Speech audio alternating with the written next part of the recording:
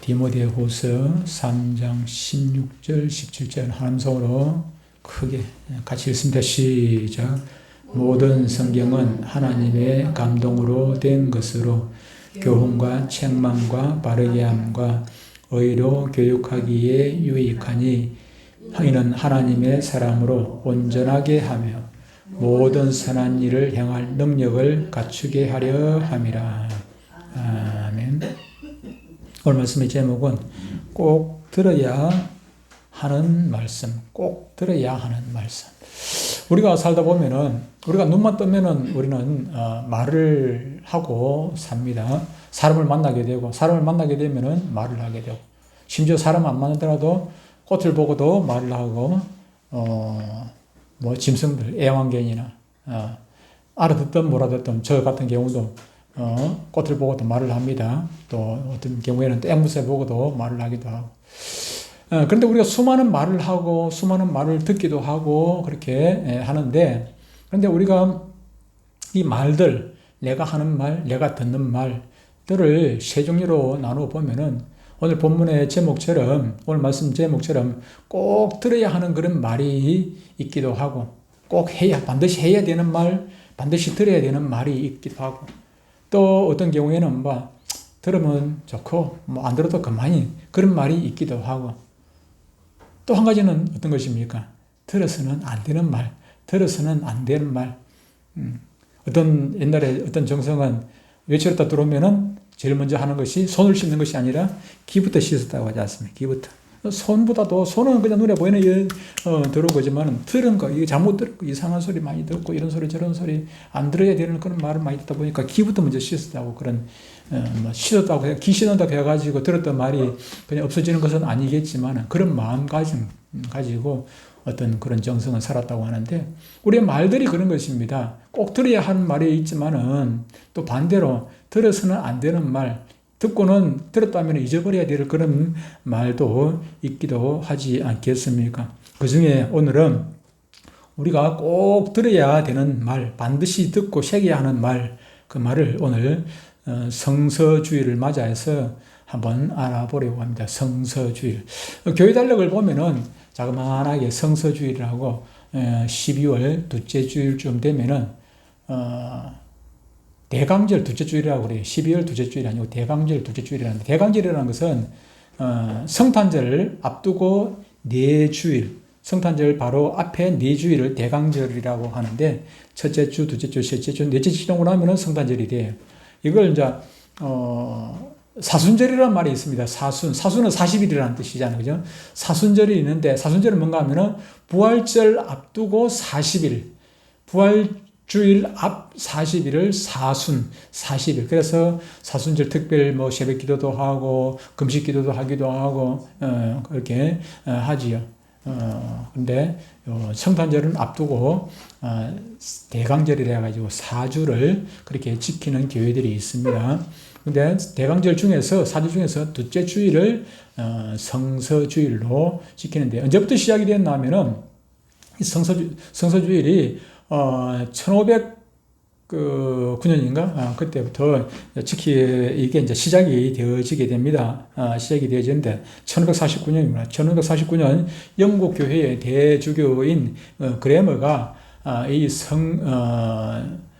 성서 대강절 둘째 주일에 이제 기도문으로 이게 이제 사용하면서 성서주일을 위한 기도서라는 이제 책을 이제 편찬을 하게 되었어요. 그래서 그걸 이제 공동으로 같이 그 기도문을 가지고 읽고 그렇게 하면서 시작이 되어졌다는데, 그 뒤로 이게 흐지부지하게 그렇게 지키는 교회는 지키고 안 지키는 교회는 안 지키고 그렇게 되었는데, 그런데 그러니까 한 500년 전이지 않습니까? 그 이후로 한참 시간이 많이 흘러가지고 1905년도에 영국의 그 성서공회가 있는데, 성서공회가 창립 100주년을 맞았어요.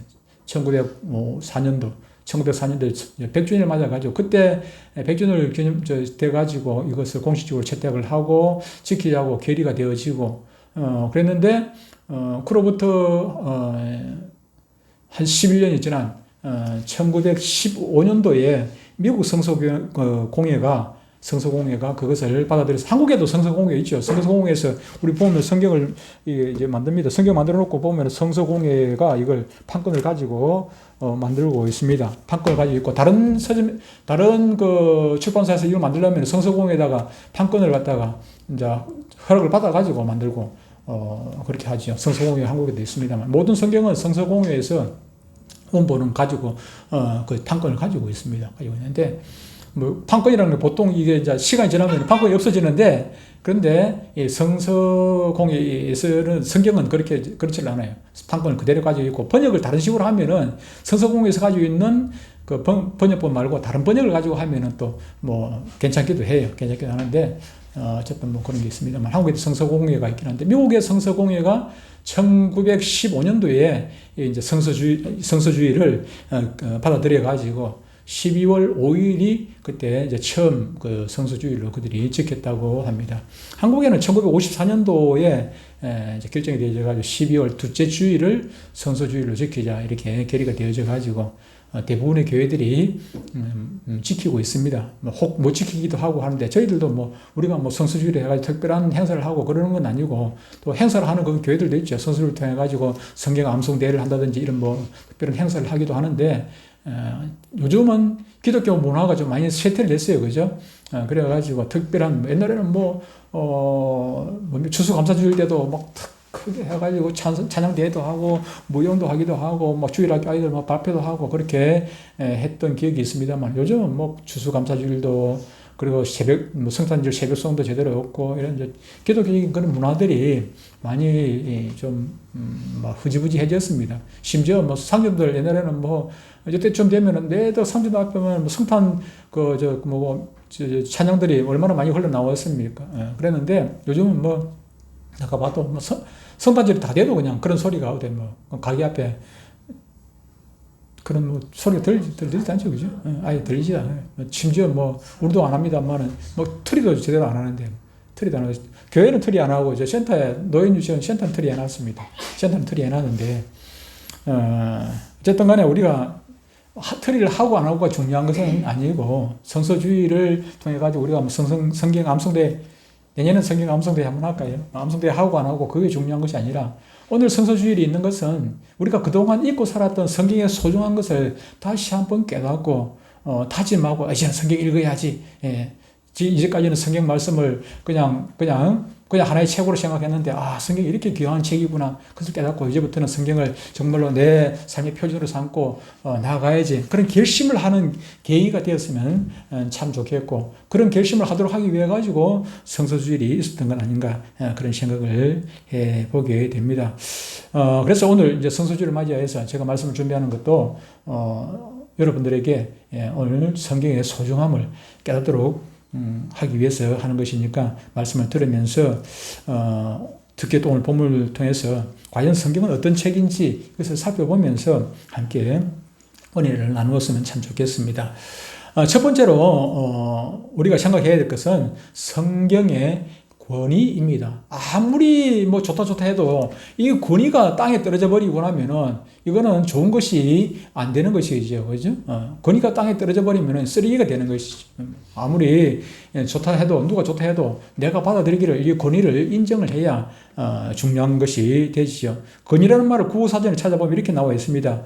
절대적인 것으로 사람을 복종시키는 힘 그리고 어떤 분야에서 능히 남이 신뢰할 만한 뛰어난 지식이나 기술 혹은 실력 이런 것들을 의미한다고 사전에는 나와 있습니다. 그러니까 권위는 그 대상에 대한 최고의 영예와 존중을 의미를 하는 것입니다. 우리가 믿는 기독교가 가진 권위가 있습니다. 누구도 거부할 수 없는 강력한 권위가 있습니다. 그 권위는 바로 이 성경에 근거하는 것입니다. 성경이 결국 기독교를 대변하고 또 기독교 앞에서 이 말씀 앞에서 잠잠하게 하나님의 말씀인 줄을 인정하기 때문에 잠잠하게 하는 것 아니겠습니까?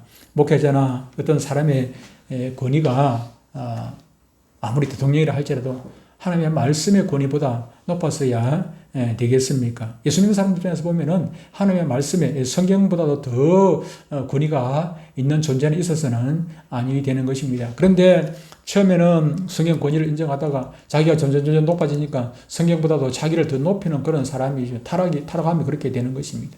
왜 천주교가 타락을 하는 것입니까? 타락했다고 하는 것입니까? 그들이 성경 말씀의 권위보다도 더 높아지니까 로마 교황이 성경 말씀의 권위보다 더 높아졌어요. 지금도 마찬가지입니다. 성경 해석권을 성경이 이렇게 말씀하고 있는데 이걸 해석을 그냥 로마 교황이 이렇다 해버리면 이렇게 돼버리니까 그러니까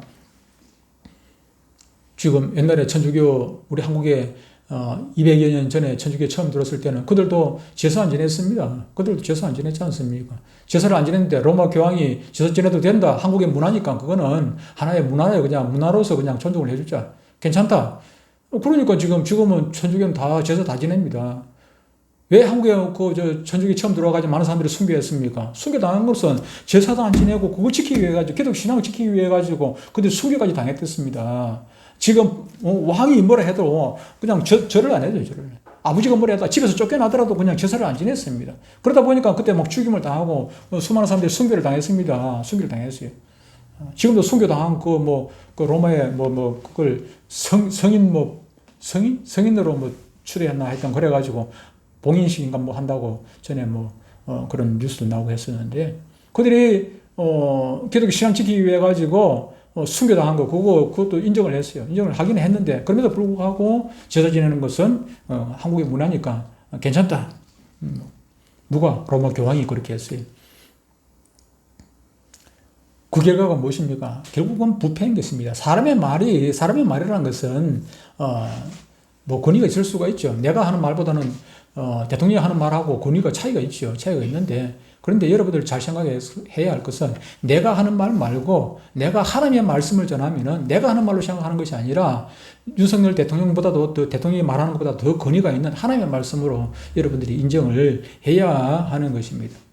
그러므로 성경에 대한 권위의 회복은 잘못된 그런 교회들을 바르게 하고 크리스찬의 삶을 바르게 인도하고 바른 교회의 신학을 위한 기초가 되는 것입니다. 그럼 성경이 갖고 있는 이런 권위, 그 이유가 무엇인가 하는 것입니다. 권위가 되는 이유. 성경은 천지 만물의 주인이시고 우리의 아버지신 하나님의 말씀이기 때문에 권위가 있는 것입니다. 집에서도 아버지 말이 권위가 있어야 되지 않겠습니까? 아버지 말이 권위가 떨어져 버리면은 그 가정은 그냥 의미가 없어요. 가정이라는 것은 이 질서가 있고 나라도 질서가 있고 어떤 조직이 되면 질서가 있어야 되죠. 질서가 있어야 돼요. 질서가 있는데 그 질서라는 것은 모임의 장에 대한 권위가 있어야 돼요. 권위가. 장을 뽑아놓고 장이 예를 들어가지고 우리 총회에 총회장이 이 말했다가 저 말했다 하면은 권위가 있겠습니까? 권위가 없어져요. 그러면 그 조직 자체가 힘이 없는 거예요. 힘이 없어요. 약속을 하면 약속을 지켜야죠. 어떤 정치인은 이 말했다가 대통령 후보 시절에는 이 말했다가 지금 와가지고 저 말하고 자기는 또 뭐라고 얘기하냐면 뭐라더라 이상한 소리 하더라. 그게 법적으로 처벌을 아파하잖아요. 자기가 위증한 거는 맞는데 위증을 했다고 해가지고 처벌하는 것은 안 된다. 그런 소리를 하더라고. 변호사가 본인 말고 변호사가 그런 말을 했다는데 이 말했다가 저 말했다 하니까 그 사람의 권위가 무너지게 되는 것 아니겠습니까? 그러나 하나님은 신실하신 분입니다. 한 번 말씀하신 것은 변함이 없어요. 그 권위가 그렇기 때문에 인정되는 것 아니겠습니까? 오늘 본문 16절에 이렇게 말씀을 하고 있습니다. 모든 성경은 하나님의 감동으로 된 것으로 하나님의 감동으로 되어졌다고 말씀합니다. 우리가 잘 아는 대로 성경은 창세기부터 계시록까지 1600년에 걸쳐가지고 성경이 기록이 되어졌고요. 저자가 몇 명이라 했습니까? 기록자가 몇 명이라 했습니까? 저자는 하나님 한 분이십니다만은 기록자가 몇 명입니까? 그래서 우리가 기자 하는데 기자는 신문기자 얘기 아니고 기록자를 줄여가지고 기자 하는 게 성경을 기록한 사람이 정확하지는 않지만 40여 명이다. 40명이 넘는다. 그런데 1600년에 걸쳐가지고 40여 명의 기자들이 성경을 기록을 했는데 그럼에도 불구하고 왜 통일성이 있습니까? 통일성이라는 것은 저자가 저자가 한 분 하나님이시기 때문에 오늘 본문에서 말씀한 것처럼 하나님의 감동으로 모세의 오경을 기록했고 하나님의 감동으로 사도 요한이 계시록을 기록했고 마태가 마태복음을 기록을 했고 하나님의 감동으로 받아가지고 기록해 자기 임의로 기록한 것이 아니라 사도 바울이 성경을 13권이나 기록을 했습니다만 다 하나님의 감동을 받아가 감동 가지고 기록했기 때문에 전부 다 창세기나 계시록이나 다 짝이 있고 다 통일성이 있는 것 아니겠습니까? 하나님의 말씀이기 때문에 권위가 있는 것입니다. 그런데 종교개혁 시대까지만 해도 말씀의 권위를 다 인정을 했어요. 인정을 하지 않으면 심지어 죽임까지 당하고 했죠. 그죠? 근데 아무도 반론을 제기를 하냐. 하나님의 말씀이라는 데에서 의의를 제기하는 사람이 아무도 없었습니다. 근데 종교개혁 이후에 시간이 흐르면서 일부 신학자들이 이게 하나님의 말씀에 대해서 이의를 제기하는 사람들이 있었습니다. 이게 성경이 하나님의 말씀이 들어있기도 하지만은 하나님의 말씀이 아닌 사람의 말도 들어있다. 그렇게 얘기해요. 일부 사람의 말도 들어있다. 이렇게 주장을 하는 신학자들이 일부 있었는데, 그렇다고 이게 점점 나중에, 심해져가지고, 어떻게 됩니까? 이건 하나님의 말씀이 아니라 사람이 지어낸 책이다. 그렇게 이야기를 하는 사람들이 많이 있게 되었다 하는 사실입니다.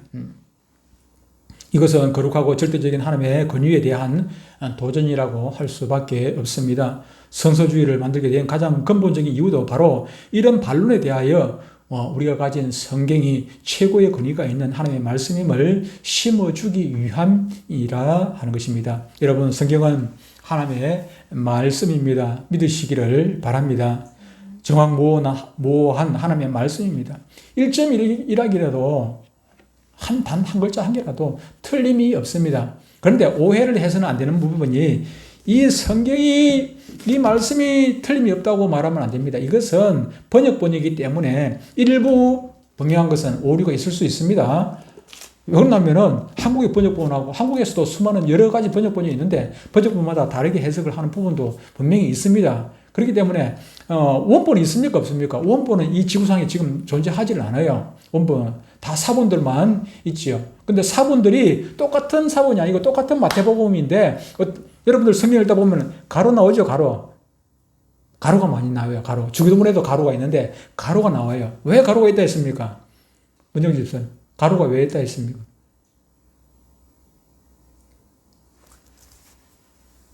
한명 집사 가로가 왜 있어요? 성경 읽다 보면 가로가 있어요. 가로가 왜 있어요?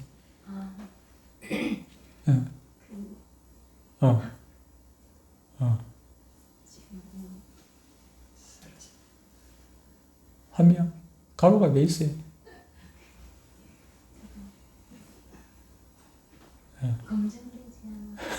어떤 사본에는 있고, 어떤 사본에는 이렇게 되어 있고, 어떤 사본에는 이렇게 되어 있고, 어떤 사본에는 가로 안에 있는 것이 있는 성경이 있고, 사본이 있고, 어떤 사본에 보니까 가로 안에 있는 그 부분이 없는 사본도 있더라, 이게 사본. 원본에는 있는지 없는지 모르잖아. 원본이 없으니까. 사본이란 말이에요. 사본인데 어떤 사본에는 있고 어떤 사본에는 없어. 그래서 그 가로를 해놓은 가로를 해. 그걸 어떤 사본이 없다고 해가지고 뺄 수도 없지 않습니까? 그래서 그렇게 구분을 해놔. 그러니까 틀림이 없다고 원본은 틀림이 없는데 사본은 일부 틀릴 수도 있어요.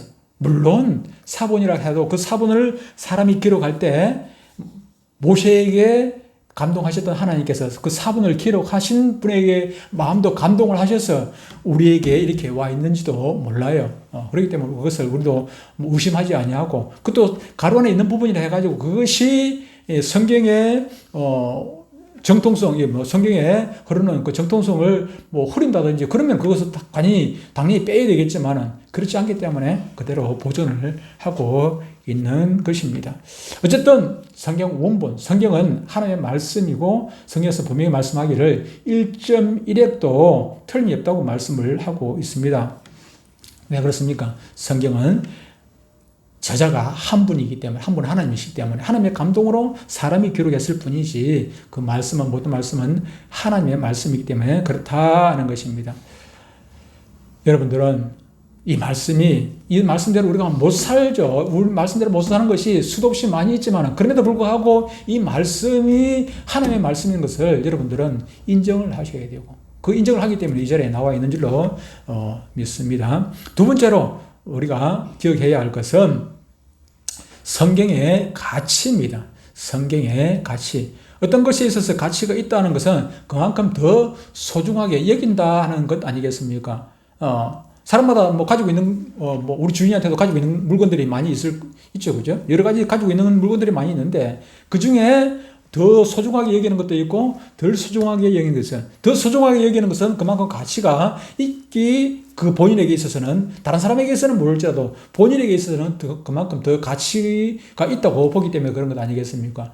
예를 들어 가지고 화분이 뭐 한 80개 이상 있어요. 80개. 나한테 우리 이거 지금, 마당부터 저 옥상까지 화분이 한 80여 개 있는데, 그런데 그 중에서도 내가 귀하게 여기는 게 있고, 애지중지하는 화분도 있을 수가 있고, 비싸지 않더라도, 뭐 당근에서 사온 게 많이 있는데, 당근에서 그냥 공짜로 얻어봤다 할지라도, 당근에서 그냥 공짜로 온 것도 많이 있죠. 얻어봤다 할지라도 5,000원이라든지 뭐 공짜라든지 뭐 이렇게 가지고 왔는데, 그럼에도 불구하고 5,000원짜리를 하더라도 귀하게 여기는 것이 그런 화분이 있습니다. 화분이 여기. 그건 나한테 그만큼 가치, 내 입장에서 보면 그걸 가치 있게 여기는 것 아니겠습니까? 인정하는 것이죠. 영어로 예배가 무엇입니까? 워십이라고 하는데, 워십이라는 것도 그런 의미인 것입니다. 하나님께 드리는 예배가 어떤 것보다도 가치가 있다는 것을 의미하는, 숭배하는. 왜 숭배합니까? 가치가 있는 분이기 때문에 숭배하는 거예요.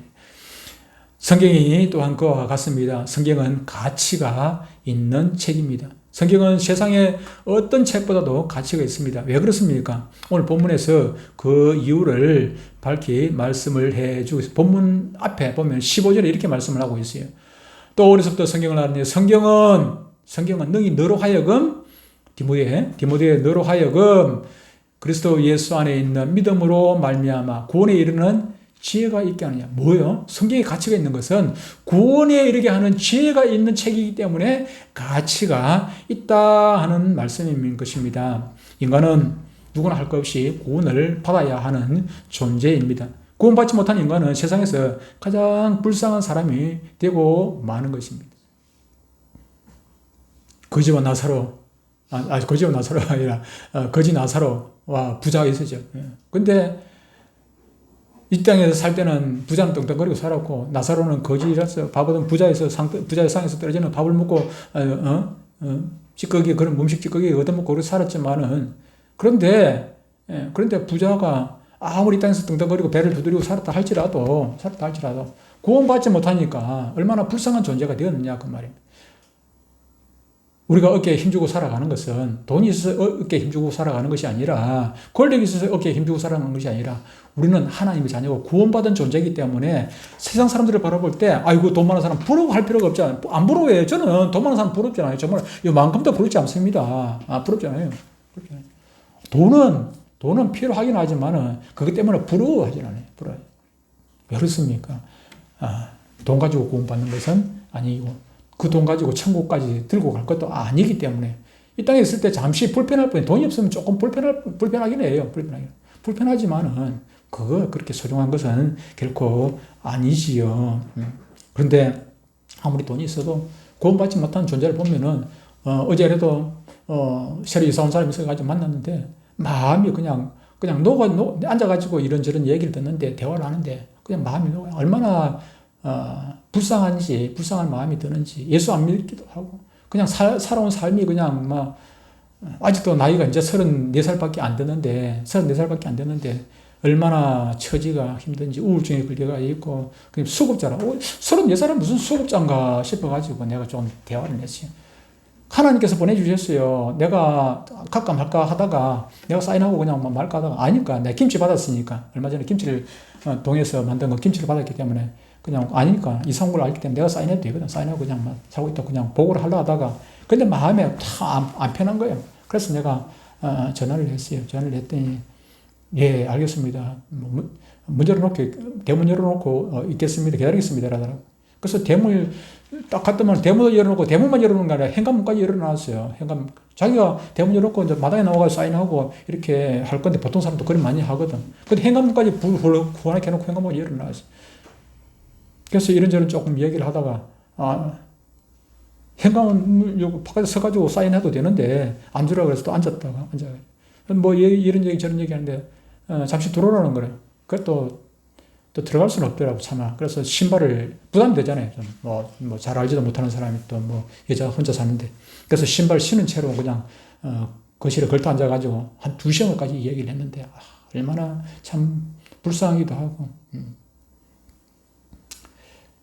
하나님께서 보내주신 것 같아. 그렇게. 그래서 지금 오늘 오후에도 한번 찾아가 볼까 싶은 생각도 있고, 크리스마스 때 초청을 하려고 생각을 하고 있어요. 오늘 저녁에 기회 되면 밥이랑 같이 먹을 수 있고, 안 그러면 다음 주면 데리고 나올 수도 있기도 하고, 보고, 하려는데, 왜 불쌍한 것입니까? 그 사람이 뭐, 공부도 많이 했어요. 공부도 많이 하고, 보니까 뭐 책 있는 거 보니까, 그냥 똑똑하겠더라고요. 똑똑하겠는데, 키도 크고, 얼굴도 이쁘고, 그런데, 불쌍한 것은 하나님을 못 만났기 때문에 아직까지 하나님에 대한 것은 조금 희미하긴 있어요. 손에다가 그냥 문신을 새겨놔서 십자가 문신을 새겨놨더라고요. 그래서 이 사람에게는 복음을 전해도 되겠다. 내가 얘기를 하니까, 내가 교회 목사라고 얘기를 하니까, 자기가 옛날에 대학교 교수님이, 자기한테 예수 믿으라 했다고, 그러면서 교회는 안 나갔는데, 자기는 신앙을, 자기 힘드니까 교회는 안 나오고, 어떤 맹목적인 그런 신앙이 있는 것 같아요. 많은 사람들이 산에, 나무를, 호랑이를, 산신령을 믿고, 귀신을 믿듯이, 거기도 맹목적인 어떤 그런, 사모니즘적인 그런 신앙이 있어요. 기독교를 그렇게 보고 있는 거라. 기독교. 그래서 이제 보다 구체적인 건 바른 진리를 알아야 되기 때문에 이제 교대로 나와야 되겠지만은 어쨌든 제 문제가 해결되지 않냐면은 가장 불쌍한 존재가 아니겠습니까? 성경 외에 그 어느 곳에서도 인간의 이 죄 문제를 해결할 길을 제시한 곳은 없습니다. 그래서 성경이 가치가 있는 책이 아니겠습니까? 구원이 무엇입니까? 그것은 결국 우리가 이 세상에서 잘 살다가 천국에서만 잘 사는 것이 아니라 이 땅에서 부자로 사는 것이 아니라 가난할지라도 병들고 힘들지라도 그래도 그것을 잘 이기고 잘 살다가 천국에서 영생봉당하는 것, 그것이 구원 아니겠습니까? 죽음이 끝이 아닙니다. 죽음 이후에 또 다른 세계가 있습니다. 사후세계에 대해서 어떤 책도 설명을 안 해주고 있어요. 사후세계에 대해서 제대로 모르니까 얼마 전에 불교 죽은 집 태우고 죽은 정도 있기도 한데 모르니까 불교에서 죽은 사람들이 이거 똑같습니까? 이 사람은 이런 말하고 저 사람은 저런 말하고 전에 옛날에 그 성철성은 수미산 얘기했죠. 수미산. 지옥에 있는, 수미산이 지옥 앞에 있는 산입니다. 수미산이 지옥 앞에 있는 산인데. 자기 지옥 간다는 얘기를 하는 거라. 성철이 다른 사람 속에 거짓말 실컷하고 자기가 고백하고 신문에 나와 있어요. 내가 스크랩 전에 안 봤습니까? 내가 보여줬잖아요. 거짓말 실컷하고 나는 지옥 간다. 쉽게 이해하면 그 말이었어요. 근데 그걸 불교에서는 감추지요. 성철이 어떤 사람인데. 성경은 뿐만 아니라 우리의 구원뿐만 아니라 우리의 과거, 현재, 미래까지도 다 알려주고 있습니다. 성경은 인간의 구원을 주기도 하고 또 구원뿐만 아니라 인간의 과거, 현재, 미래를 제시하는 유일한 책이기 때문에 성경에 가치가 있다는 것입니다. 성경 외에 이 문제를 풀 길이 없습니다. 이처럼 성경은 우리의 죄를 해결해주고 우리를 하여금 하나님께로 나아가도록 도와주며 죽음 이후의 세계가 있음을 확실하게 가르쳐 주고 있습니다. 누군가가 센터에서 우리 할머니 한 분이 목사님 천국 갔다 왔어요 라고 내가 얘기하니까 천국 얘기를 하니까 내가 뭐라 했습니까? 나는 천국 안 갔다 왔는데 천국 갔다 온 분이 천국에서 오신 분이 내한테 말씀을 해주셔서 내가 얘기한다고. 천국 갔다 온 분이 얘기를 하는데 확실하지. 천국에서 오신 분이 얘기를 해서 그래서 내가 천국에서 오신 그분의 말씀을 듣고 내가 얘기해 준다. 내가 천국 갔다 와야 그 얘기 안 하. 이제 이 놀라운 성경의 가치를 여러분들은 인정을 하셔야 합니다. 성경을 통해 구원을 받으셔야 하고 그리고 인생을 성공과 승리로 만들어 가야 할 의무가 여러분 가운데 있습니다. 왜 그렇습니까? 여러분들은 성경을 아는 분들이기 때문에 그렇습니다. 마지막으로 세 번째로 성경의 능력입니다. 이 세상에 힘과 능력이 있는 것들이 참으로 많이 있습니다. 사람들이 가진 능력이 있고 동물들이 가진 힘이 있습니다.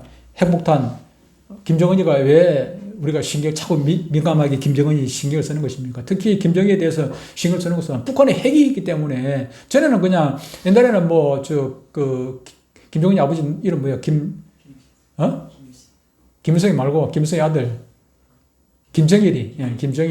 김정일 때나 김일성이 때는 그때는 핵폭탄이 없을 때니까 그래도 크게 염려를 안 했는데 지금은 저거 약간 또라이도 아니고 아가 나이도 몇 살 못하는 게 또라이도 아니고 벌써 지 아가 나이 몇 살이에요 그거 딸내미 그 나이 몇 살이에요 그걸 벌써 후계자 세운다고 앞에다 세워놓고 돌아다니고 그걸 딸내미 그 앞에 나이도 몇 살 못하는 앉았는데 그 밑에다가 무릎 꿇고 또 미친놈이 아주 지 살기라고 무릎 꿇고 아이고 세상에 지세상 전신 지세 12살이니까 나도 몇 살 안 먹었나 근데 왜 김정은이가 그렇게 우리한테 민감하게 다가오는 것입니까? 핵폭탄이 있으니까 지금 미신짓 한 번에 뿡 눌리면 이게 보통 문제가 아니거든. 핵폭탄이라는 게. 핵이 그만큼 그건 아닙니다. 푸틴 저거 약간 조금 푸틴도 약간 조금 정신이 조금 이상합니다. 가도 정신이 약간 이상한데 어제 뉴스 보니까는 최대 2036년까지 대통령 한다는 그때가 살고 있을란가 모르겠는데. 그 사람이 해야지 저러는 거만. 근데 문제는 그 소련, 러시아 그 국민들이 지지를 해요, 그 사람들. 70몇 프로가 지지를 한다는 거라. 70몇 프로가. 아이고, 참말로. 그래, 그것도 나이 많은 사람이 하는, 저 인터뷰를 하는데, 푸틴 말고 할 사람이 누가 있습니까? 이러는데. 우리나라에 푸틴 말고 할 사람이, 푸틴, 자기도 요번에 투표할 때 푸틴 찍을 거라고, 이렇게 하더라. 이런 세상에 핵폭탄도 능력이 있지만은, 핵폭탄하고 푸틴이나 김정은하고 비교할 수 없는 그런 능력이 바로 성경 가운데 있다는 것입니다. 왜 성경이 능력이 있는 책입니까? 오늘 본문 16절, 17절에 보면 이렇게 말씀합니다. 모든 성경은 하나님의 감동으로 된 것으로 교훈과 책망과 바르게함과 의로 교육하기에 유익하니 이는 하나님의 사람으로 온전하게 하며 모든 선한 일을 행할 능력을 갖추게 하려 함이라 그렇게 말씀을 하고 있습니다. 닫혀진 마음의 문을 열 수 있는 것은 성경 말씀밖에 없습니다. 사람이 어떻게 사람을 잠시 동안은 이렇게 그냥 헷갈리게 할 수 있을지 모르겠습니다만은 사람을 진정으로 변화시키는 것은 바로 하나님의 말씀밖에 없다는 것입니다. 돌 같은 마음을 부수는 힘은 성경만이 유일합니다. 사람을 사람되게 하고 인간을 인간답게 만드는 길은 성경 외에는 결국 없다는 것입니다.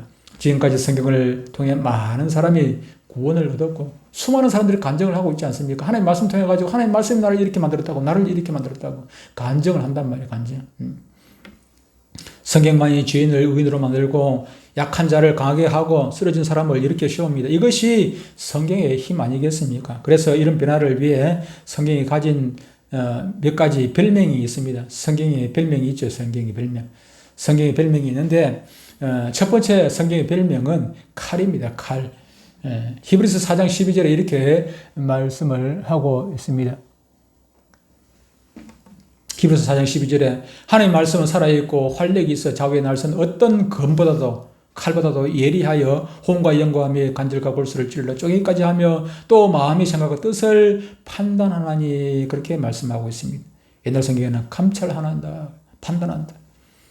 말씀은 칼보다도 오히려 더 예리합니다. 칼보다 더 예리하죠. 말씀은 우리의 마음속에서 암덩어리를 도려내고 양심을 찌르고 바르게 살도록 깨닫게 합니다. 사람의 변화는 바로 이런 것에서부터 시작이 되는 것 아니겠습니까? 병이 들었습니다. 암이든지 무슨 병이 들었을 때 어떻게 합니까? 병원에 가면 수술하지요. 수술할 때 어떻게 합니까? 잘라내야지. 잘라내. 썩은 거, 부패한 거 잘라내지 않습니까? 잘라내가지고 성한테 다시 연결하고 그게 치료가 되어지지요. 치료가 되어진다면. 그렇기 때문에 때로는 아픔이 있죠. 잘라내면 아프지 않습니까? 아프지 말라고 마취를 하고 합니다만은 여러분들이 하나님의 말씀으로 말미암아 찔림이 있어야 돼요. 여러분들이 성숙하게 되기 위해 가지고는 찔림이 있어야 돼요. 새 사람이 되기 위해 가지고는 찔림이 있어야 돼요. 제가 예수 믿는 것을 뭐 성경에서도 그렇게 말씀하고 있습니다만은 접붙임에다가 말씀을 비유를 해가지고 말씀을 많이 하죠. 접붙임 거, 접붙임에 의해서 접붙임에 우리는 그냥 쉽게 접붙인다 생각하지만은 나무집에서 보면은 얼마나 아픔이 있겠습니까? 싹둑 잘라버리는데, 예? 순이 올라왔는데 이걸 싹둑 잘라버렸어요. 얼마나 아픔이 있어요. 그래서 새순을 갖다 꼽는단 말이에요. 예수 그리스도라는 순을 갖다 꼽아가요. 그러면 나는 원래는 다른 존재였는데, 돌감나무, 아니면 우리 식으로 얘기하면, 고엽나무. 나는 원래 고엽나무였는데 이걸 싹둑 잘라내버렸어요. 얼마나 아파. 잘라내버리고 거기다가 예수 그리스도로 심었단 말이죠. 고엽나무를 잘라내버리고 가지를 갖다 꼽으니까 그것이 당감나무가 된다. 당감나무. 그냥 그대로 놔놓으면은 쓸모도 없는, 먹을 것도 별로 없는 그런 쓸모없는 고엽나무인데, 저와 여러분들이 고엽나무 같은 거는 쓸모없는 존재에 있는데, 그런데 싹둑 잘렸어요. 아픔이 있단 말이죠. 여러분들에게 예수 믿고 아픔이 없습니까? 찔림이 없습니까? 고통이 없습니까? 그러면은 아직까지도 여러분들은 변화받지 못한 존재입니다. 성숙하지 못한 존재예요. 새 사람이 되기 위해 가지고는, 새 사람이잖아요. 지금 접붙임을 되었다는 건 새 사람이 되기 위해, 새 사람. 예수님으로 말미암아 접붙임을 당하기 위해 가지고 우리는 반드시 고통이 있어야 돼, 찔림이 있어야 돼, 아픔이 있어야 돼요. 성경을 그냥 아픔이 있는 게 아니고 성경을 읽으면은 아픔이 있어야 된단 말이에요. 성경 읽으면은 고통이 있어야 돼. 여러분들에게 고통이 있어야 돼. 눈물이 나야 돼. 고통스러워가지고 가슴을 쳐야 돼요. 가슴을 쳐야 돼. 그래야 여러분들에게 변화가 있죠. 근데 여러분들이 진심 담아가지고 성경을 읽으면은, 무릎 꿇고 성경을 읽으면은 그런 아픔이 다가오고, 그 아픔을 통해가지고 여러분들은 성숙한 그리스도인으로 거듭나게 된다는 사실을 기억하시기를 바랍니다. 첫 번째는 찔림이고, 두 번째는 망치와 같은 그런, 망치라는 별명도 있습니다. 사람의 변화는 다듬어지는 것 아니겠습니까? 원하는 것이 다듬어지고, 파인 것이 다듬어지고, 부족한 것이 온전해져서 하나님이 원하시는 그런 사람으로 변화되어 가는 것입니다. 성화의 단계로 들어가는 거예요. 성화. 찔림이 있어가지고 변화가 되어졌으면 그때부터 이제 서서히 변화가는 과정, 변화되어 가는, 구원의 서정 전에 우리가 공부를 했지요. 영화의 단계 들어가기 전에 성화의 단계가 있다고 말씀했잖아요. 성화는 그냥 이루어져 가는 것이 아니라 날마다 다듬어 가는 거예요. 다듬어져 가요. 뭘로? 성경 말씀으로 다듬어져 가는 것이죠. 다듬어져 가요. 저희 아버지가 대목이라서 아는데, 망치가지고 이렇게 집을 짓고 하지 않습니까? 여러분, 다 쓰러져 가는 그런 집이라도 인테리어 새로 싹 해놓으면 어떻게 됩니까? 새 집처럼 보여지잖아요. 새 집처럼. 저와 여러분들이 그런 거예요. 옛날에 집은 쓰러져 가는 오두막집이고 정말 쓸모없는 집이고 고무너질 그런 집이었는데, 그런데 성경으로 인테리어 해가지고 새 집 만들어놓은 새 집. 성경으로 인테리어 새 집 돼야 되는 새 집. 아까 얘기한 새로 이사한 그 집으로 가니까 집은 널널한데 지금 가구도 제대로 안 갖다 놓고 지금 정신이 없는 것 같아, 내가 보니까. 우울증 있었으니까 그렇겠죠. 그래가지고 집이 아직 이사 덜 들어왔나 싶을 정도로 집을 좀 들어가니 휑해요. 그럼 마음 같아서는 그냥, 이왕이면 제일 말하기 편한 사람이 우리 한명 집사나 문영지 집사가 좀 편할 것 같아가지고 가가지고 좀 위로해주고 들어주고, 내가 하는 것보다 좀 안 낫겠나, 그지? 저 그래줬으면 가가지고 좀 전화 통화도 하고 그랬으면 참 좋겠다는 그런 생각이 들어요. 좀 불쌍하더라고요. 그래서 내가 아기가 5살짜리 아기가 있는데, 보육원에 있는데 마음이 아파요. 아이가 무슨 죄가 있나, 아이가 무슨 죄가. 그래서 약속을 했어요. 나중에 아이 그 집에 데려오면 내가 대신 할아버지 돼줄게. 내가. 그렇게 약속을 했는데. 그리고 또 한 가지 별명이 있습니다. 성경은 칼, 성경은 망치, 성경은 또 한 가지 별명이 있는데 거울이라는 별명이 있습니다. 거울은 뭐 하는 것입니까? 나를 보는 것 아니겠습니까? 오늘 아침에도 거울 몇 번 봤어요. 넥타이 메고도 거울 보고, 세수하면서도 거울 보고, 머리 만지면서 거울 보고, 거울 몇 번 봤어요. 왜 거울 보는 것입니까? 내 모습을 살펴보기 위해서 거울 보는 것 아니겠습니까? 성경을 통해가지고 내 모습을, 여러분들의 모습을, 여러분의 삶을 한번 살펴보는 것 아니겠습니까? 말씀은 곧 우리 자신을 훤히 드러내 보게 하는 힘이 있습니다. 말씀을 대할 때마다, 들을 때마다, 가까이 할 때마다 우리의 구석구석, 내가 미처 생각하지 못했던 구석구석을 바라볼 수 있는 그런 계기가 되는 것 아니겠습니까? 나의 현재 모습을 가장 잘 보게 합니다. 그리고 그것을 잘못된 곳이 있을 때 고치게 하고 치우게 하는 것입니다. 이것이 말씀이 가진 힘입니다. 날마다 말씀을 통해서 우리 자신을 잘 보는 사람이 되어야 하는 것입니다. 말씀은 우리 삶에 때로는 칼처럼 망치처럼 거울처럼 활동하여 우리를 결국 온전한 사람으로 만들어가는 것입니다. 말씀을 통해 우리가 깨어지고 부서지고 녹아지고 그래서 새롭게 되어져 가는 것입니다. 앞으로도 귀한 말씀을 통해서 영적 생명의 각성과 변화가 일어날 줄로 믿습니다. 이것이 말씀이 가진 놀라운 권세요 능력이고 힘이 아니겠습니까? 배너라는 영화를 아실 것입니다. 배너라는 영화 아실 것인데 많은 사람들이 봤죠, 그죠? 이거 뭐 얼마나 많은 사람들이 세계적으로 많이 봤겠습니까만은 세계 영화 역사에서 가장 위대한 걸작품으로 꼽히는 영화가 이 배너입니다. 이 영화의 원저자는 루 웰러스라는 사람인데 웰러스라는 이 사람이 원래는 무신론자입니다. 무신론자, 예수 안 믿는 사람입니다. 무신론자인데 그가 하루는 기차 여행을 하는데 기차를 타고 가는데 친구가 옆자리에 앉았던 친구가 웰러스에게 이런 제안을 합니다. 자네가 큰 돈 벌 수 있는 기회가 있다. 방법이 하나 있다. 무언가 이러니까 자네가 예수에 대해서 좀 한번 글을 써봐야겠다. 나 예수 안 믿는데 그게 아니고 많은 사람들이 예수 믿는 사람들이 많으니까 예수를 등장시켜가지고 주인공으로 삼아가지고 예수 옆에 많은 여자들이 있는데 예수의 로맨스를 좀 극화해가지고 그렇게 해서 책을 만들면은 그 책이 얼마나 많이 팔리겠는데 지금 성경이 얼마나 책이 많이 팔리냐. 성경책이 많이 팔리는데 자네가 예수를 그런 식으로 해가지고 예수의 로맨스에 대해서 책을 쓰면은 성경 못지않게 많은 사람들한테 읽혀지게 될 것이고 자네가 돈을 많이 벌게 될 거야. 그러니까 기가 쏙 들거든. 그럴 것 같기도 하거든. 외국 가면 성경이 너무나 많이 팔리기 때문에 그럴 것 같아. 그래서 이 사람이 돈 벌려고 예수를 좀 우스갯거리로 만들려고 했던 것이죠. 그죠? 우스갯거리로 만들려고 했는데 그러기 위해 가지고는 자기가 성경을 좀 읽어야 되지 않겠습니까? 성경을 읽어야 뭐 예수에 대해서 좀 주위에 뭐 누가 있는지 어떤 여자들이 예수 옆에 왔다 갔다 했는지 알 것 아닙니까? 그래서 이 사람이 웰러스가 성경을 읽기 시작을 했어요. 그때부터. 성경을 읽고 한 권 읽고 두 번 읽고 세 번 읽고 어떻게 됐겠습니까? 그 사람이 성경을 읽다가 그 사람이 어느 날 성경 앞에 말씀 앞에 무릎을 꿇게 되었던 것입니다. 성경을 읽다가 얼마나 마음이 뜨거워졌는지 얼마나 가슴이 뜨거워졌는지 눈물이 얼마나 흐르는지 그래서 그는 고백을 합니다. 나는 예수님을 비난하기 위해 우스갯거리를 만들기 위해 성경을 읽었다. 그러나 성경을 읽으면서 주님을 만나고 예수님이 내 인생의 중심이 되어 나를 변화시켰다. 그렇게 고백을 했습니다. 그래서 그는 변화의 마지막 장면 여러분들이 기억하실지 모르겠습니다만 예수님이 죽으실 때 토굴에서 숨어 지내던 그 벽에 마지막 컴컴한 부분이 나옵니다. 그냥 시커먼 컴컴한 부분에 막 밤에 그 문둥병자들이 나와가지고 고침을 받게 되는 그런 감동적인 그런 장면이 마지막 부분에 나옵니다.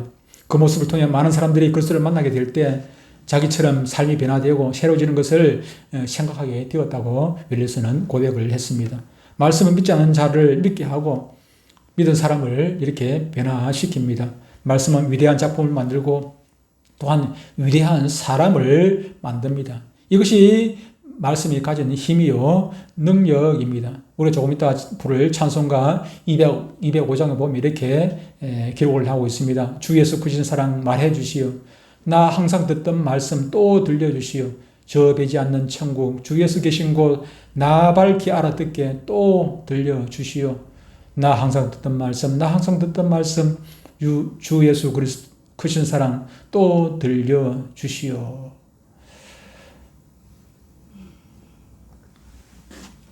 우리는 어제도 말씀을 듣고 오늘도 듣고 또 내일도 듣고 말씀을 듣고 읽고 새기고 해야 될 것입니다. 주님 앞에 가는 그날까지 이 생명 다하는 그날까지 우리는 말씀을 듣고 들어야 할 것입니다. 이 말씀이 귀합니다. 이 말씀이 권위가 있고 가치가 있고 능력이 있습니다. 오늘 우리에게 주신 귀한 성경을 인하여 여러분 모두 우리 모두 하나님께 감사하고 이제 주님 앞에 가는 그날까지 평생 가장 이 세상 어떤 소리를 듣지 못한다 할지라도 이 하나님의 말씀만큼은 꼭 듣고 새기고 살겠노라 다짐하고 결심하고, 그래서 여러분들이 정말로 새로운 새 사람답게 살아갈 수 있는 그런 능력 있는 그리스도인들 다 되시기를 주 이름으로 축복합니다. 하나님 아버지 감사합니다.